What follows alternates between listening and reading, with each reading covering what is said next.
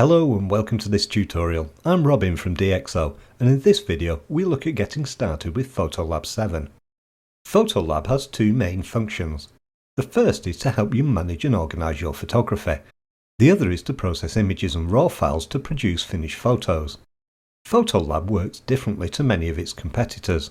You don't need to spend time importing your photography to it.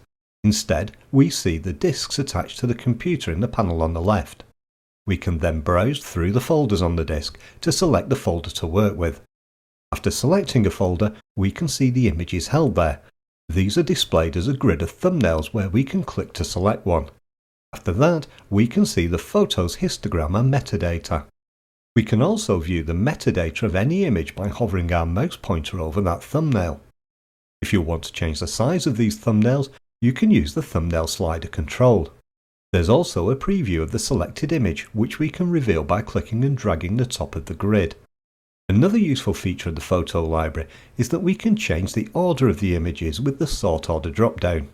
I currently have the images displayed alphabetically by file name, but we can change that to sort them by camera body, or perhaps the creation date. It's also possible to reverse the sort order by selecting the option a second time. If you have a lot of unwanted images, PhotoLab can help us to manage them. Look closely at this thumbnail. When I move my mouse over it, you can see two dots appear on the right. When I click the lower dot, it flags this image as being rejected.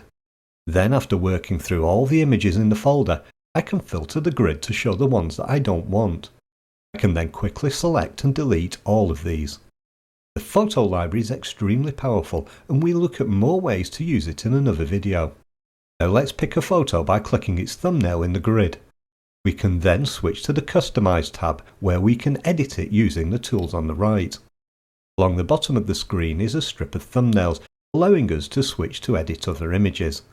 Unlike with the photo library, we can click and drag the divider to hide them, giving us more space to work with.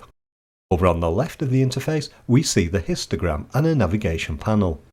The panel is useful for positioning ourselves on the image when it's magnified to be larger than the screen. Below this we see the Advanced History panel, which tracks the changes we apply to the image. Then along the top of the interface we have several useful icons for tools we might use. And above this is the main PhotoLab menu. You will find that many of these commands have keyboard shortcuts assigned to them, which you can see to the right of the menu. Let's look at some of the editing tools, which are arranged into 6 groups based on their purpose. For example, if we look at the color group, we see tools for editing the color of the image. If you prefer not to start from scratch when editing an image, PhotoLab comes with a set of useful presets you can apply. And when you also have the DxO Film Pack installed, you'll find it integrates seamlessly, providing yet more presets. I'll select the No Correction preset so that I can highlight some of the editing tools. As this is a RAW file, I first want to apply optical corrections to remove lens distortion in the geometry panel.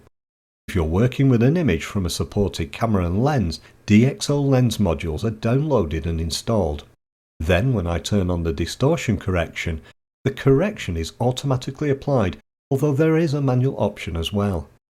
If we then switch to the detail panel, we can apply the lens sharpness module to optimize the lens performance. And if you're working with a supported RAW file, you can apply the superb Deep Prime noise reduction technology. Over in the light panel, we have a smart lighting option which can produce beautiful photo lighting, whilst the clear view control is a great way to remove unwanted haze and bring out detail. Now let's crop the image by selecting the crop tool from the toolbar. We can then choose a predefined crop from the drop-down to apply. I'll also highlight that this is a non-destructive crop, so we can reopen the crop later and change it. In fact, all the adjustments that we've made are non-destructive, so our original image is unchanged. After editing an image, we can export a finished photo to different applications. But we can also choose to export the photo to a file. In the export dialog, we can choose one of the options like standard JPEG before clicking the export button. If we then switch back to the photo library, you can see the new JPEG image that was exported to the folder. Now you're ready to begin editing your images with the best photo editing software and to explore its advanced features. If you have any questions, feel free to visit our website dxo.com.